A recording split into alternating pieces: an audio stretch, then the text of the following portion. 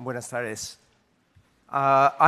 You have to excuse me for speaking in English. One of the things I've learned from Rafael Moneo is the need to be very precise, and I don't think you would appreciate my struggling with the Spanish language in trying to make my ideas clear. It's a great pleasure to be here and to see this exhibition, which I saw for the first time this afternoon, and to be back in Madrid. And in a way, I feel lucky to be the third person to speak, because I can kind of capture some of the thoughts of the previous two lectures, which I think there are certain points of overlap and coincidence. But in a way, it's almost appropriate that I speak English, because I think I offer something of a fairly unique position, somebody who can claim a certain amount of inside knowledge. I spent some time in the studio with Rafael Moneo and later teaching with him at Harvard. But of course, I'm an outsider to the cultural context of Madrid that is so important, especially for these early years of Moneo's work. So I'm going to look at two buildings which I believe are absolutely fundamental. I think everyone would agree to this period, 76 to 1990, the town hall in Logroño and the museum in Mérida. Now, also, these are important projects from my point of view, because along with Bank Inter, these were the projects that circulated in the international media, and at that time, before the internet, served to build up a kind of myth in the United States around the architect, Rafael Moneo, who, over this period of time, would have two separate stays in the United States, teaching first at Cooper Union and the Institute for Architecture and Urban Studies, where I met him, and then later at Princeton. Now, during this time, his writings on Aldo Rossi and the essay on typology were well known, but I think it's safe to say that nobody in the United States really had a feel for the context of Spain, or Madrid in particular, or really knew what to make of Moneo's work, or in some cases, even how deeply committed and accomplished he was as an architect. I remember Kenneth Frampton referring to Rafael Moneo as a Latin intellectual. And you have to understand that this was a kind of polarized time in the United States, where the thinking was either you were an intellectual, a teacher, and a writer, or you were a building architect. And it was almost impossible to imagine anybody doing both of them at such a high level as Rafael Moneo was able to do. So I think it's worthwhile to revisit these two buildings, even though they've been talked about a lot, and in particular to compare them to one another. Because the first thing to be said about these two projects is that they're very, very distinct, not only formally and materially, but in conception. And I think there may be one of the most extreme cases of Moneo's insistence on finding the particulars of every project and not trying to impose a kind of consistent style on the work. By paying close attention to the differences between these two projects, I think we learn something about Moneo's work, but also about architecture as a public art form. Now, Logroño is a civic building. It is an assemblage of urban fragments organized around the void of the new plaza, rotated 45 degrees. The order in Logroño is compositional. At Mérida, and Joseph Ketglas has pointed to this, the order is serial, one thing after another, in the famous phrase of the American sculptor Donald Judd. Logroño is an open building. It's incomplete in a way, both experientially. It has become part of the life of the city, and it's completed by the day-to-day inhabitation of the citizens. But it's also open as a compositional strategy, and these two things are tied together. Mérida, by contrast, presents a blank facade to the city. It has the aspect of a storage depot, a library of stones, as Moneo has sometimes referred to it. Logroño, I would suggest, is a building that belongs very much to the idea of the discipline as an ongoing and shared conversation. It's a building that works with known elements placed into unfamiliar relationships. It takes the form, I would argue, of an essay. That is to say, a formal argument laid out and then elaborated through principles of composition. Mérida, by contrast, is a statement. It's a singular demonstration of principles that are more closely tied to construction and materiality. It's no less close to the history of the discipline, but it activates different aspects of architecture's history. Now, although Moneo has constantly kept the idea of architecture as language, at a kind of skeptical arm's length, I think it's possible to say that Logroño is a writerly building, and a writerly building precisely in Karl Kraus's sense of the word, in that it keeps the conversation alive by constantly asking questions. Whereas Mérida is a silent construction. It's a built idea, something that could take no other form than construction. Mérida, if you will, is an answer more than a question. Now, Logroño, as Moneo himself signals in Remarks on 21 Works, is an episodic, even anecdotal at times, building. It is a building assembled out of fragments. But those fragments have been forcefully molded into a complex and legible whole, such that it can be a building that will fulfill its obligation towards civic identity without recourse to conventional symbols of the state. The fragments that he deploys, the plaza, the arcade, the patio, all connotate publicness and invite the citizens in. So these images are many of them familiar, but I want to walk through some of these episodes and talk about the way they relate together. And you have to begin with the site plan. It's significant that so much of the context is drawn, and this astonishing gesture of the void, which is rotated 45 degrees. I have to say, in looking at the plan, it's always remarkable to me it's impossible to say whether the void is dominant or it's a collection of pieces, or if it's working through the kind of origin of the internal elements. I think it's that sense of the calibration of parts which is so remarkable in the building. So the two different arcades, the tall arcade, the internal courtyard here, the smaller courtyard here, and of course the auditorium on the back, which has to be understood in turn in relationship to the site plan and the passage down to the river as distinct from the public condition of the front of the building.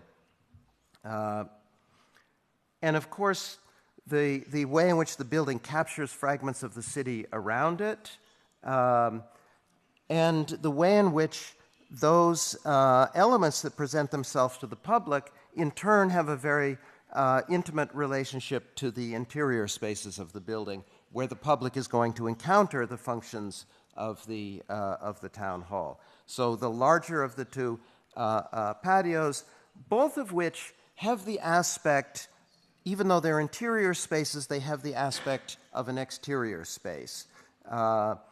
Particularly here, where the stone from the exterior is brought into the interior of the building. So you can almost imagine that you're occupying the internal spaces of the city in the building.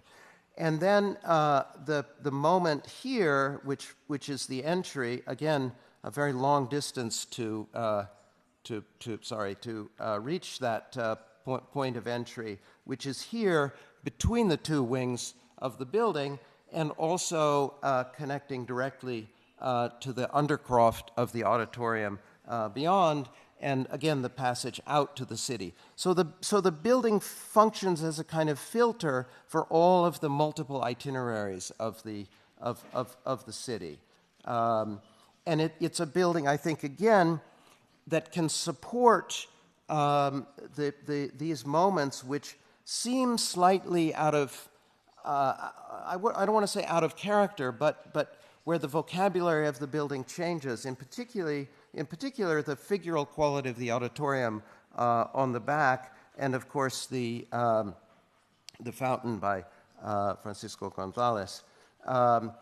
Now, it's very often the case in the criticism of Moneo that this building is understood in terms of a sort of collection of references from the outside. What I would want to say is that Logroño is an exemplary instance of design expertise, the internal rules and norms of the discipline, functioning at a very high level in order to resolve the disparate elements of the city into a coherent whole, while still allowing them to express their individual identity. I believe the building follows logically from some of the precepts that were laid down in Moneo's Elementos de Composición course developed in Barcelona beginning in the 1970s.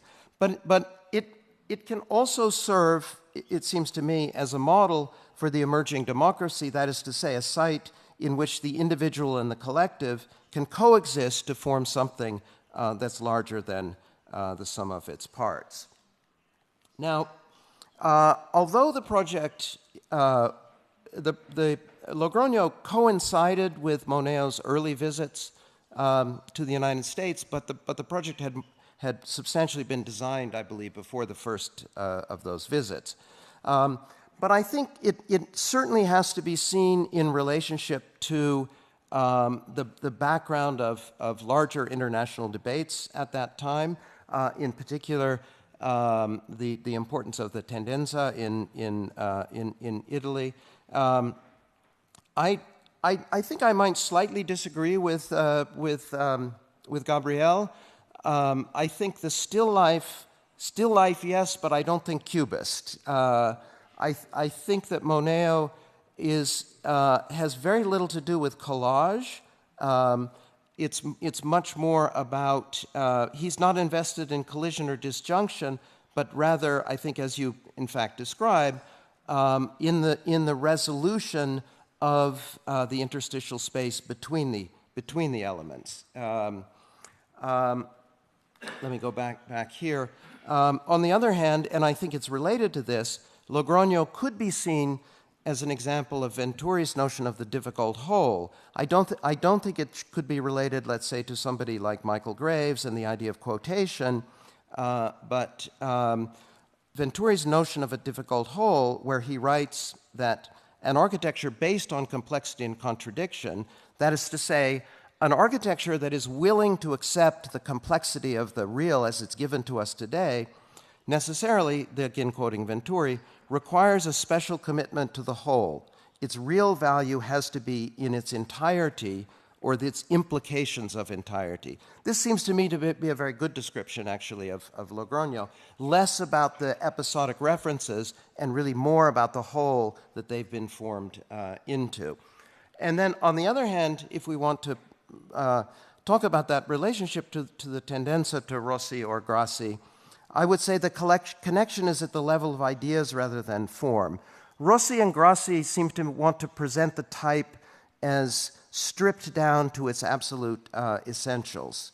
I think in Moneo, the hand of the architect is more visible, and the pieces retain their individual identity in a way that is not so true with Grassi.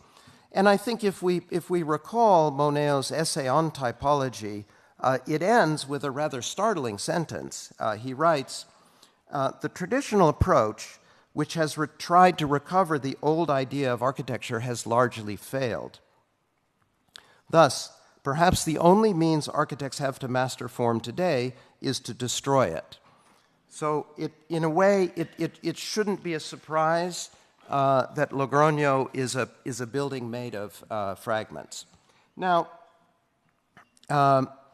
Moneo, it could be said at Logroño, accepted the complexity of the situation that was given to him, and without trying to impose an easy order, instead he found a solution that could both respect the real heterogeneity of the city and its citizens, and at the same time produce a coherent idea of their collective identity. But Logroño is a building that could never be reduced to the sum of its references, And I think that's the accomplishment of the building, at once to escape the confines of the discipline, to lodge itself in the collective memory of the city, and at the same time to offer a catalog of internal disciplinary references.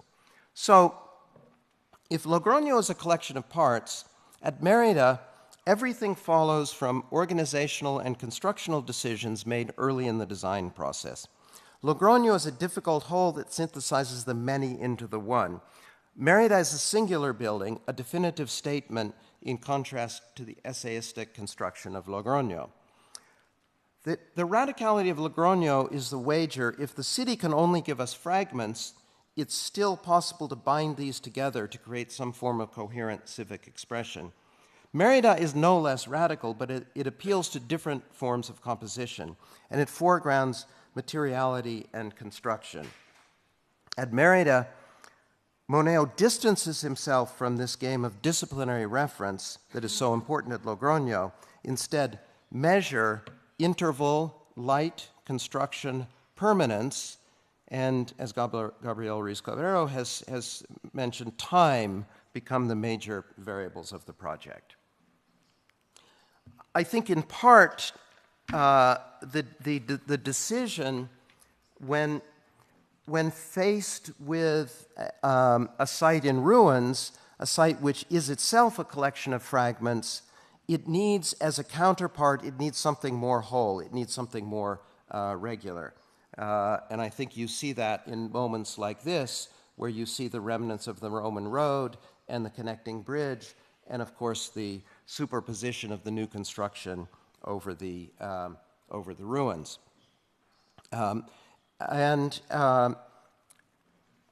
Of course, the section takes on an incredible importance in Mérida, and the materiality of the fabric itself.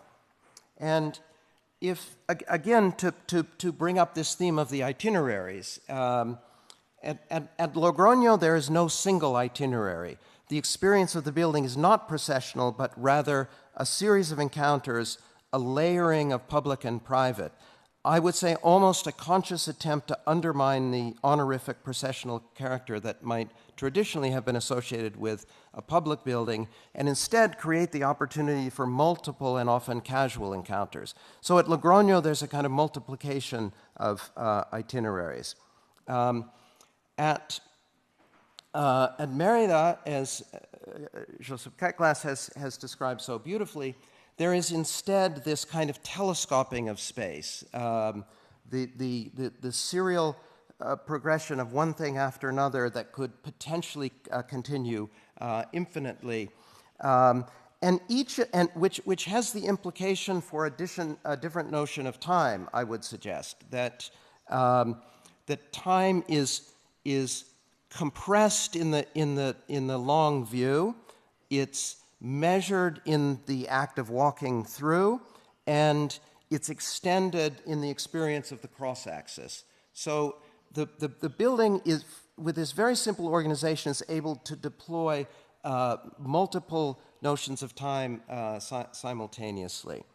Now, if the typology essay is linked to Logroño, I would say, the two essays, The Life of Buildings and The Solitude of Buildings, I think are the fundamental points of reference for Mérida. In contrast to the idea of an open work, in the Life of Buildings essay, Moneo writes that experience shows that the life of the building manifests itself through permanence over time of the building's most distinctive formal characteristics, and therefore its life does not reside so much in the project's process as in the autonomy of the building, the autonomy that the building acquires once built. Moneo has always been distrustful of the circumstantial and skeptical of the idea of the building registering in an indexical manner either the process of its design or the temporary accidents of site.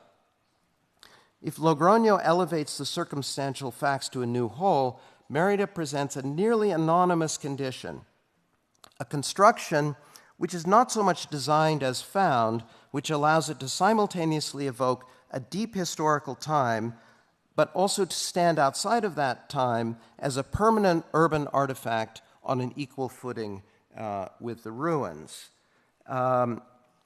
Now, I too will show this exhibition, and in particular want to mention this moment here, but also to look at 2 or 3 areas in particular of the section, and the way in which the relationship between inside and outside is treated, and the way in which light is brought into the building. Of course, this effect of this is the only place in the building where the direct exterior light comes into the building. And that happens because of the angle of the street and this relieving arch here, which finally disappears in the last bay of. So if you see here, we're looking at this relieving arch here, the large windows here which face to the street. So always the light is filtered here, with the exception of that last bay where the light comes in and marks the end and has that sense of the potential infinite extension. I think that the attention to the section and that relationship between inside and outside and the manipulation of light are, for me, some of the most beautiful moments of the building. The handling of the angled street, again, the kind of, within this very clear system of the parallel walls, the accident of the angled street that creates a series of architectural moves that are completely consistent with the logic of the building, but add a level of complexity and interest that is really quite extraordinary. So you see the way in which these buttresses here, which have 2 different heights, allow the light to come in all the way down to the crypt through the grates on the street. So you have this kind of blank condition on the street here. You see the way that's creating a particular rhythm on the street itself.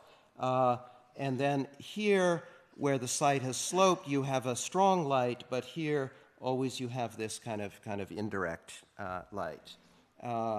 So it's not accidental, it seems to me, that in the book Remarks on 21 Works, Moneo closes the section on Mérida with an extended quotation from the Solitude of Buildings text. He begins, "We are tempted to think that a building is a personal statement within the ongoing process of history." Now, you could almost say that Logroño is a personal statement within an ongoing process of history.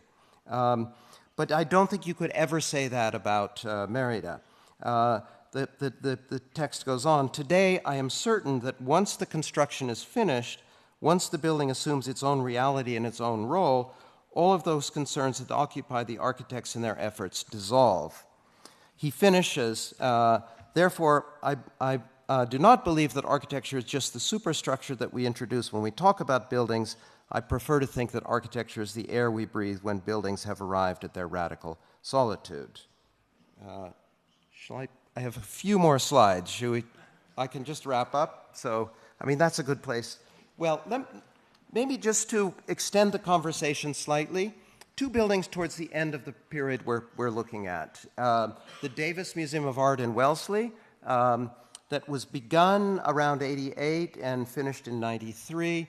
And of course, the significant thing about the Davis Museum is the dialogue that it establishes with the Paul Rudolph building. So in this, you see the collegiate Gothic tower from the early part of the 20th century, the Rudolph building from the 60s, and then the Moneo building here.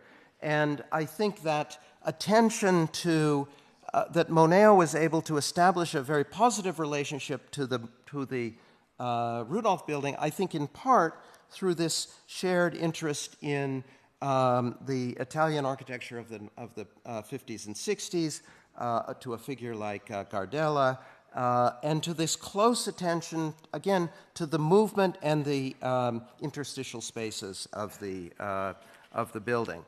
Now, if we pass from From the Davis Center to the airport in Sevilla. Now, I wouldn't want to extend my taxonomy, the essay versus the statement, in any kind of general way. And I would almost say that despite its importance in Moneo's work, I'm inclined to see Mérida as something of an outlier. I also wonder if the circumstances of an increasingly regulated and globalized architectural and building culture would actually make a singular construction like Mérida impossible today. I think that Sevilla has more to do with Mérida, and Wellesley has more to do with Logroño. Now, it's been pointed out that Moneo took a kind of contrarian approach to the airport by presenting it as something belonging to the land and not the sky. But I think the wager at Sevilla, like Mérida, is that the singularity of a constructional gesture, in this case the concrete arches and their supporting columns, could, in a way, tie together and compensate for the disjointed and fragmentary experience that is so much a part of flying today. In other words, to offer something that, given the experience of the airport is a processional experience, but it's one that becomes totally fragmented and disjointed. And it seems to me that the promise of the waiting hall in Sevilla is to offer something that can bind that disjointed experience together and offer us something different in our day-to-day reality of something as banal as the experience of flying. This period of Moneo's work, it seems to me, from 76 to 90, is animated by a productive tension between the engagement with architecture as a discipline, that is to say, a kind of internal conversation with architecture's own history, and with what Moneo would later refer to as an architecture of reality. I think Moneo would agree with this quotation, that reality is not something given to us, it's something that has to be achieved. It's something that has to be made and constructed. But it's easy to think that the disciplinary and the architectural reality can fit together, in part, I think, because of the enormous conviction with which Moneo argues the case. But it has to be remembered that traditionally, realism and autonomy are thought to be fundamentally irreconcilable. That is to say, the self-referential game of disciplinary reference is precisely what is called into question by the confrontation with the hard facts of reality. I would say that Moneo's accomplishment, both through his writings and through the example of his work, is to make it possible for us to believe otherwise. Thank you.